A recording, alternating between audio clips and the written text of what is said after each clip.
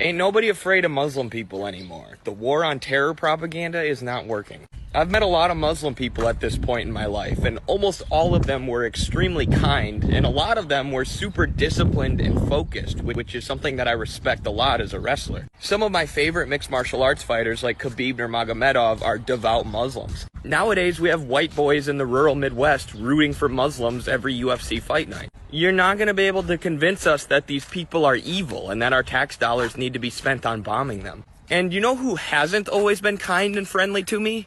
Israelis, Zionists. I talked to some members of the IDF on Zoom. It took them about 5 minutes to start saying all Muslim people are terrorists. And to be clear, I'm not talking about Jewish people. I'm talking about supporters of the state of Israel, who, with their violent, unhinged, and rude behavior, are turning more and more people away from their cause, away from Zionism. Meanwhile, Muslim people with kindness and friendship are bringing more people towards the cause of Palestine. There were a bunch of students at the student protests recently who converted to Islam. And the mainstream media was like, look at this, see, America's being taken over by Muslims. Now I'm like, I don't blame those kids for converting to Islam at all. The Muslim students were probably super nice and super awesome and super welcoming. And they're like, hey, I'm going to side with these guys against the mostly secular, genocidal monsters that we're protesting against.